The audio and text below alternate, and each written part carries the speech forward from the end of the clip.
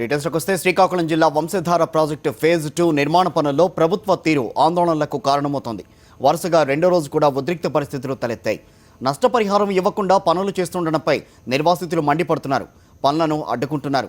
ఆందోళనలో భాగంగా హీరమండలం గార్లపాడు వద్ద కాంట్రాక్టర్కు చెందిన లారీలు ప్రొక్లైన్లను తగులబెట్టారు. భారీగా పోలీసులు మోహరించినప్పటికీ ఆందోళనకారులు తగ్గడం లేదు. ఈ క్రమంలో పోలీసులు ఆందోళనకారులకు మధ్య తీవ్ర వాగ్వాదం తోపులాట చోటు చేసుకుంది. నష్టపరిహారం తర్వాత చెల్లిస్తాం, పనులు ఎలా అడ్డుకుంటారో చూస్తామని మంత్రి అచ్చెన్నాయుడు హెచ్చరించడంతో ఈ పరిస్థితి తలెత్తింది. ముందు నష్టపరిహారం చెల్లిస్తేనే పనులకు అనుమతిస్తామని నిర్వాసితులు తేల్చి చెబుతున్నారు.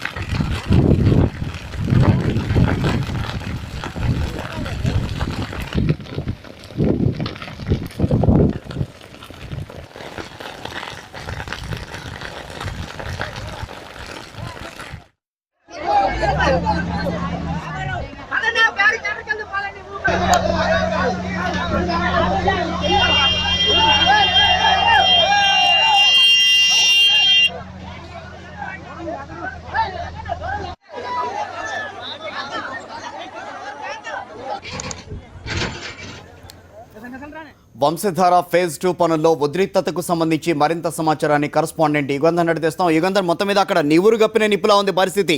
ఆందోళనకారులు ఎక్కడా తగ్గటం లేదు. ఈ నేపథ్యంలో అసలు ప్రభుత్వం ఎటువంటి చర్యలు తీసుకుంటోంది? పరిహారం చెల్లించే ప్రయత్నం ఎంతవరకు చేస్తుందని అనుకోవాలి? కిషోర్, ఈ రోజు శ్రీకాకుళం జిల్లా హిరమండలం వంశధార ప్రాజెక్టు వద్ద ఉద్రిక్తత ప్రభుత్వానికి ముందు తెలుసు, అదేవిధంగా ఇంటెలిజెన్స్ వర్గానికి ముందుగానే తెలుసు. ఎందుకంటే అక్కడ ఉన్నటువంటి స్థానికులందరూ కూడా ఏ రోజైతే నష్టపరిహారాన్ని పూర్తిగా చెల్లిస్తారు ఆ రోజే పనులు చేసుకోవాలని స్పష్టంగా హెచ్చరించడం జరిగింది. అయినప్పటికీ ఇటీవల మంత్రి అచ్చెన్నాయుడు ఆ ప్రాంతానికి పోయి నష్టపరిహారం తర్వాతైనా ఇస్తాం, మా మీద విశ్వాసం ఉంచండి, పనులైతే మాత్రం ఇప్పుడు అడ్డుకోవద్దు, పనులు అడ్డుకుంటే మేము పోలీసు బలగాలతో పనులు చేయిస్తామని రెచ్చగొట్టే ధోరణిలో మాట్లాడటంతో ఈ ఉద్రిక్తతకు కారణమైంది. ఈ నేపథ్యంలోనే అక్కడ గార్లపాడు వద్ద వంశధార గట్టు నిర్మాణం చేపట్టారు. ఈ గట్టు నిర్మాణం చేపట్టద్దు, మొత్తం ప్రాజెక్టు ఏదైతే ప్రభుత్వం మాకు ఇప్పటి వరకు హామీ ఇచ్చిందో ఆ హామీల మేరకు డబ్బులు ఇచ్చిన తర్వాత గట్టు చేపట్టాలని గార్లపాడు వాళ్ళు ఫస్ట్ గా వాళ్ళకి వార్నింగ్ ఇవ్వడం జరిగింది. ఆ తర్వాత వీళ్ళకి చిన్నకొల్లి వరకు వాళ్ళు తోడయ్యారు. మొత్తం మీద నిన్నైతే మాత్రం పూర్తిగా పనులాపారు. నిన్న పోలీసు బలగాలు మోహరించాయి. దీంతో ఆందోళనకారులందరూ వెనక్కి తగ్గారు. కానీ ఈ రోజు స్పెషల్ బెటాలియన్ పోలీసులు కూడా దాదాపు 1000 మంది పోలీసులను అక్కడికి మోహరించడం జరిగింది. దీంతో ఆ పక్కన ఉన్నటువంటి పాలలి, సులగాం, దుగ్గుపురం, పెద్దగిల్లి, బర్రిపేట, కోరాడ. యుగంధర్, ఒక్క నిమిషం లైన్ లో ఉన్నాడు. ప్రస్తుతం మనతో మాట్లాడేందుకు వంశధార నిర్వాసితులకు సంబంధించి వైఎస్ఆర్సీపీ నేత తమ్మినేని సీతారాం గారు స్పందించేందుకు ఫోన్ లైన్ లో సిద్ధంగా ఉన్నారు. సీతారాం గారు, నమస్తే అండి. చెప్పండి. వంశధార నిర్వాసితులు విధ్వంసానికి దిగారు, తీవ్ర ఆగ్రహంగా కూడా ఉన్నారు. ఈ నేపథ్యంలో అసలు అక్కడ ఏం జరుగుతోందని అనుకోవాలంటారు? ఇది పూర్తిగా ప్రభుత్వ వైఫల్యం, ఘోర వైఫల్యం. గడిచినటువంటి రాజశేఖర రెడ్డి గారు జలయజ్ఞం కార్యక్రమంలో ఈ కార్యక్రమాన్ని చాలా పర్టికులర్ గా ఆయన తీసుకున్నారు, ప్రతిష్టగా తీసుకున్నారు. చాలా వరకు పనులు పూర్తి చేశారు. అది వంశధార రిజర్వాయర్ అన్నటువంటిది అది పూర్తి కాకపోతే వాటర్ స్టెబిలైజేషన్ ఉండదు. వాటర్ స్టెబిలైజ్ కాకపోతే ఆయకట్టు స్థిరీకరణ జరగదు.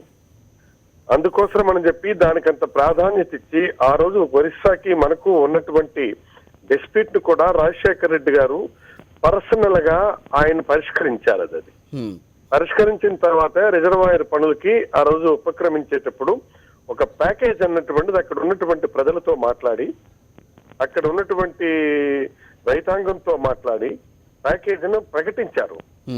ఆ రోజుల్లోనే అది అయిపోవలసినటువంటి పరిస్థితి.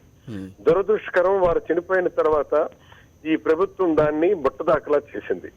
ఇప్పుడు ఒక్కసారి విమర్శలు గుప్పుమండంతో ఈ ప్రాజెక్టులు వీటన్నిటి మీద ప్రభుత్వ నిర్లక్ష్య వైఖరి, రైతాంగం పట్ల చూపుతున్నటువంటి నిర్లక్ష్య వైఖరి పట్ల రైతులు ఎప్పుడైతే తిరుగుబాటు చేస్తున్నారో మళ్ళీ ఒక్కసారి ఈ వాళ్ళ వైఫల్యాన్ని కప్పిపుచ్చుకునేందుకు ఇప్పుడు మళ్ళీ డైవర్ట్ చేస్తున్నారు విషయాన్ని కూడా.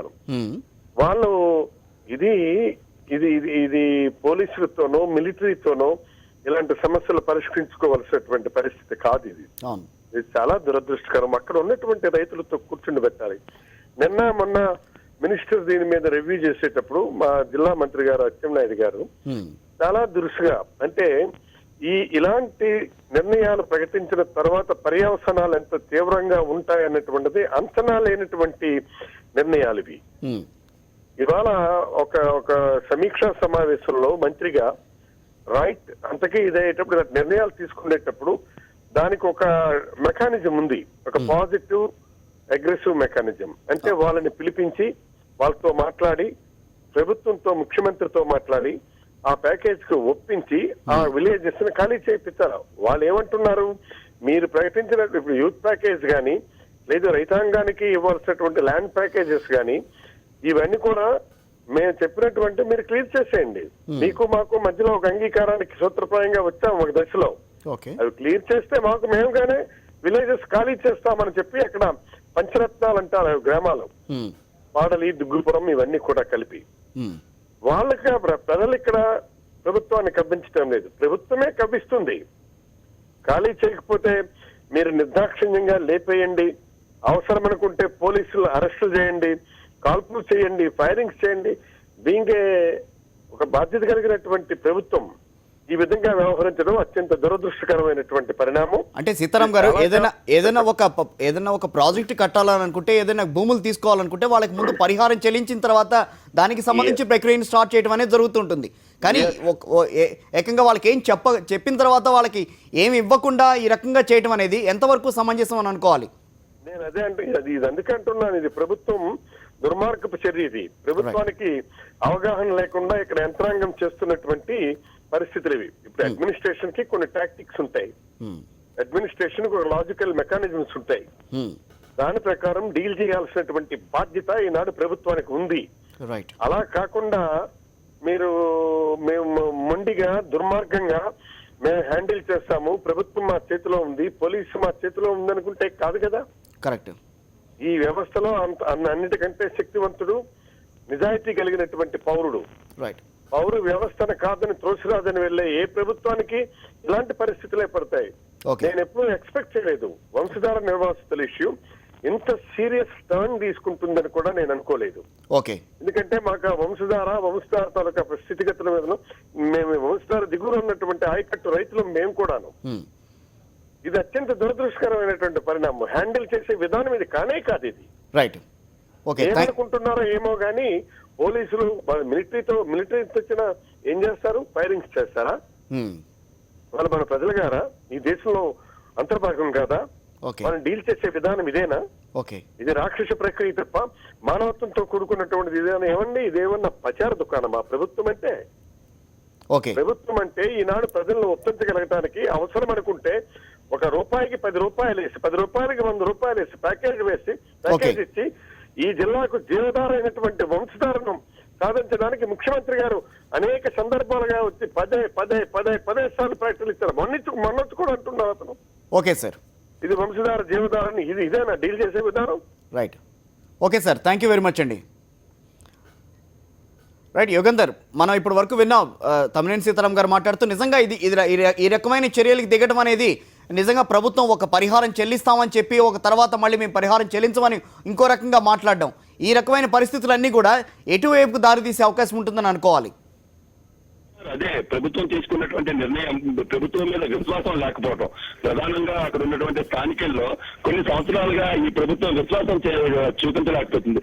ఇచ్చిన ప్రతి హామీని కూడా సక్రమంగా నెరవేర్చలేనటువంటి పరిస్థితుల్లో విశ్వాసం కోల్పోతేనే ఈ ఆగ్రహావేశాలు మనకు కనిపిస్తున్నాయి. ప్రజల్లో ఎంత ఆగ్రహావేశాలు ఉన్నాయో, పోలీసులని నిన్నటి వరకు 2 గ్రామాలు మాత్రమే ఈ ఆందోళనలో పాల్గొన్నాయి, ఇప్పుడు 12 గ్రామాల వరకు పాల్గొన్నాయి. అంటే ప్రభుత్వం మీద విశ్వాసం పూర్తిగా కోల్పోయింది. నిన్న 600 మంది పోలీసులు ఏర్పాటు చేసినటువంటి ప్రభుత్వం ఈరోజు 1200 మందిని ఏర్పాటు చేస్తే ప్రజలు 12,000 మందిగా వచ్చి పోలీసు వాహనాలు తగలబెట్టారు, అటు కాంట్రాక్టర్ చెందినటువంటి వాహనాలు తగలబెట్టారు. ఇదే విషయం మీద ఈరోజు ఇరిగేషన్ శాఖ మంత్రి దేవినేని ఉమా విజయవాడలో ఒక సభలో మాట్లాడుతూ ఇదంతా కూడాను మీడియా చేస్తున్నటువంటి ప్రచారంగా తిరిగి ఆరోపిస్తున్నారు.